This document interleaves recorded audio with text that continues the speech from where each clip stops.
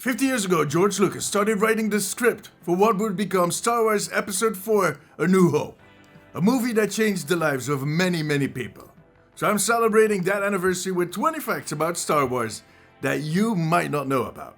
Let's have a look. That's right, in January 1975, George Lucas started writing the first draft of a script for the movie that would end up becoming Star Wars Episode 4, A New Hope, which is actually the first of the 20 facts that I'll be sharing with you guys in this video.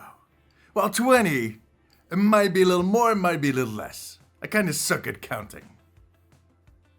The second fact is that the title for this movie initially was even longer than Star Wars Episode 4, A New Hope. It actually was The Adventures of Luke Starkiller, as taken from the Journals of Will, Saga 1, The Star Wars.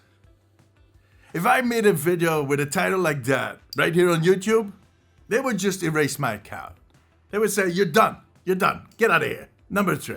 While working on that first draft of the script, George Lucas switched around some names, some facts, as it goes with scripts. For instance, in one of the early drafts, Luke Skywalker actually was female. And there's a piece of concept art to prove that. By the way, why does the dude that is standing behind the female Luke look so much like George Lucas? Come on, dude. Anyways, in the next draft, he swapped genders again. Well, I mean Luke, not George. Much to the delight of Mark Hamill, because he ends up playing Luke Skywalker. Although, I'm not sure if he was that happy about that. See, he only got paid $1,000 a week for that movie. $1,000 a week. I mean, yeah, it was the 1970s, but still.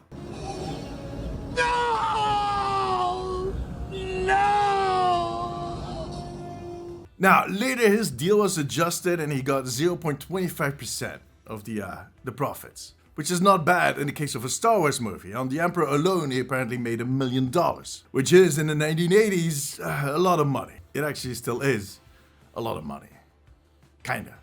However, someone that did a lot better was Alec Guinness, who played Obi-Wan in the first movie.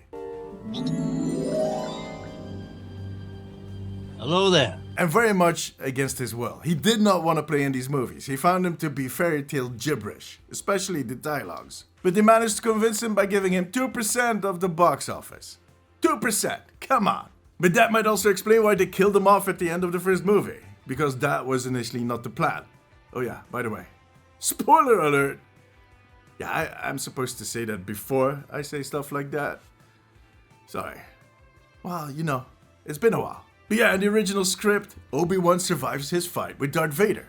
And they actually brought him back for the third movie as a Force Ghost, just a short snippet at the end. But Alec had his demands. He only wanted to work one day, and he wanted 2.5% of the box office.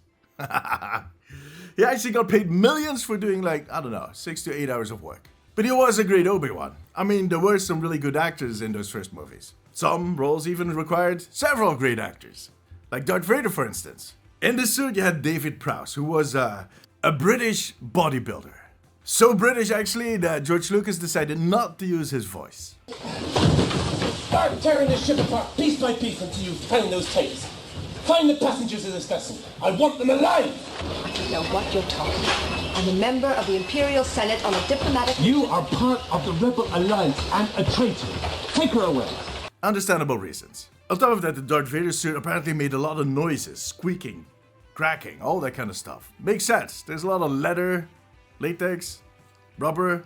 Yeah. So they killed two birds with one stone by dubbing over all of his lines. Now, apparently, they even considered Orson Welles to do the voice of Darth Vader, but they ended up working with the legendary and sadly late James Earl Jones. Yeah, he died last year. He will be missed.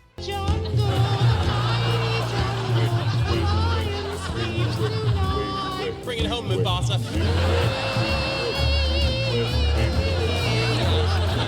So that gives us two actors already for just Darth Vader. Now, you also need a stuntman. And in Darth Vader's case, that was a professional fencer. Kind of makes sense, with the lightsabers and whatnot. Named Bob Anderson. And when the helmet came off in the final movie, we saw Sebastian Shaw's face.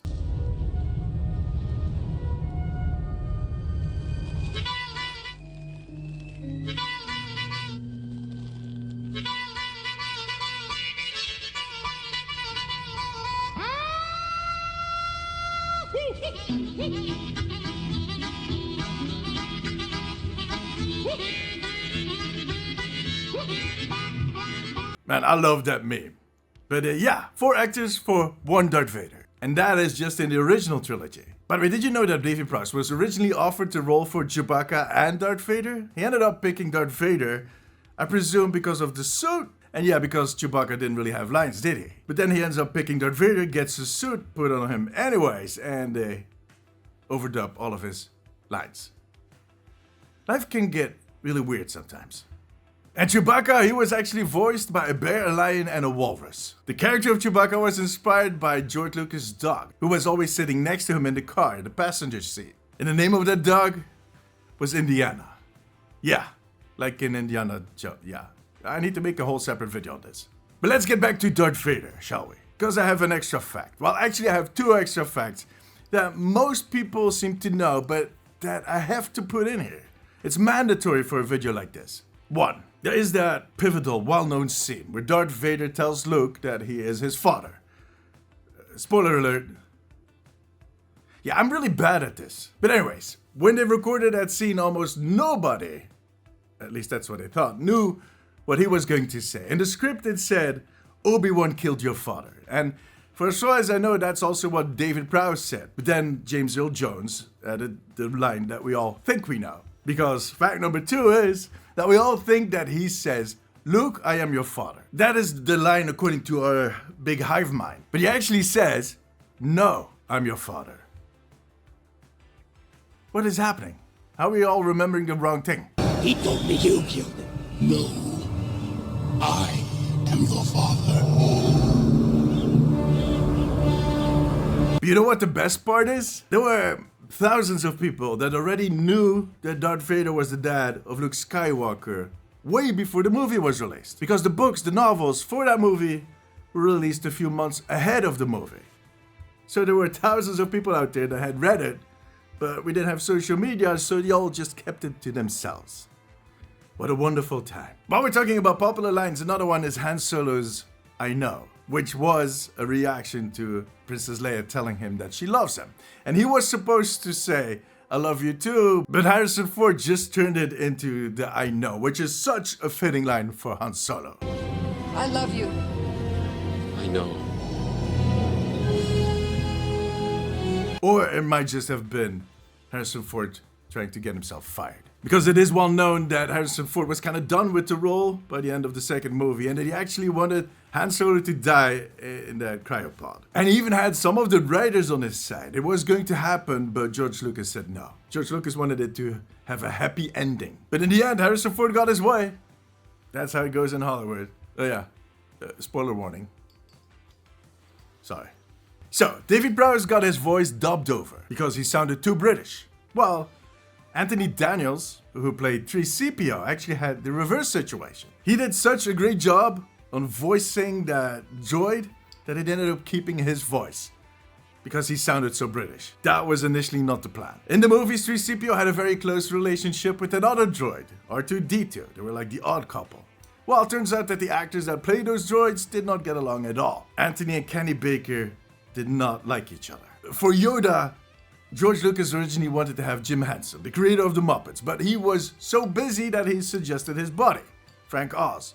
Now, George Lucas tells this story as if he was on board immediately, but Frank Oz has a different take on this story. He tells the story that he sent in a tape to George Lucas with his voice and that George Lucas passed. He said, no thank you.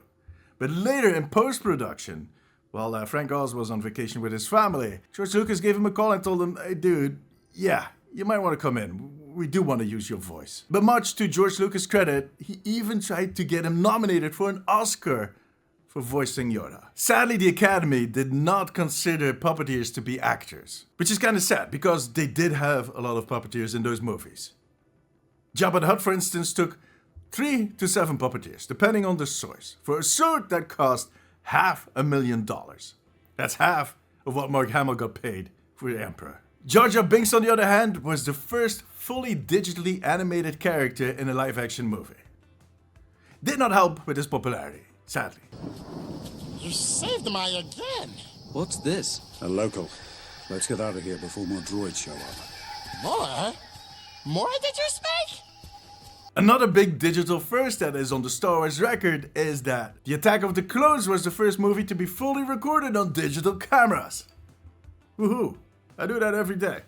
What the hell? But that is not bad for a movie that got big on using puppets, practical effects, props, like the Millennium Falcon for instance. A ship that is recognized by different generations, that is iconic, and that is based on a hamburger.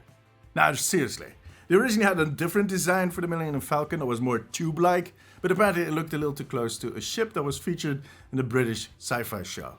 So they had to redo the whole thing, and I guess there was a hamburger on the table with an olive in the side. And there you go, you have the Millennium Falcon. Yeah, I can't forget that fact now. I'm going to get hungry watching the Millennium Falcon. There's a big one in Disney in LA. That's going to be. I'm going to be so hungry. You can still see that original ship in the movie, however. It is the ship that you see trying to escape the cruiser in the opening sequence. Now, some of the early Star Wars props even evolved throughout the movies to become full-fledged characters. IG-88, for instance, was based on the drink dispenser in the first movie. And some of the props even made it into other movies. The mothership in Steven Spielberg's Close Encounters of the Third Kind actually has an R2-D2 attached to it. And Lucas later returned to favor by adding the E.T. race to the Senate in The Phantom Menace. Man, these millionaire director buddies have weird ways of kind of complimenting each other. Just send them a postcard. Yeah, this is kind of cool. But anyways, I think we made it close to 20 facts. We might be over already. But I still have 2 that I want to share with you. 2 facts that made me spit out my drink when I read them. But I have to be fair, I'm notoriously bad at drinking. That's why I have this big beard. On one end it is a huge bib, on the other hand it is constantly watered, so that's why it's growing so fast. I only started growing this like 3 weeks ago. I swear. One of the first shots we see of the Emperor in the movies, in The Empire Strikes Back, is not Ian McDiarmid, the actor that actually plays that role in all of the other movies. It is a woman with the eyes of a chimp. Yeah, try watching that movie again and not seeing that. Good God. I'm going to have nightmares. And the second one is even better. Let me start out with something quite a lot of people know. Yoda's first name is Minch. His name is Minch Yoda. But George Lucas ended up going the Prince Madonna way and just shortened it to Yoda. Kind of weird, but you know, Minch. It gets even weirder when you learn that in the early scripts, Yoda was called Buffy. Like in Buffy the Vampire Slayer. Minch Buffy. I'm pretty sure that is an insult in either Cockney or in German. Pretty sure that Frank Oz would have passed on that role to play Minch Buffy. Me on the other hand, I don't care. Let's do it. But for now, that was it. If you enjoyed this video, give it a thumbs up. It always helps me out. I also want to thank our members. You guys help us make these videos. You too can become of the Geek and Plunder family by becoming a member right here on YouTube. If you have a few minutes left, maybe check out one of my other videos. But above all, make sure to subscribe, because I'm going to be back with a new video next week. Till then, take care of yourself, take care of each other. Bye bye.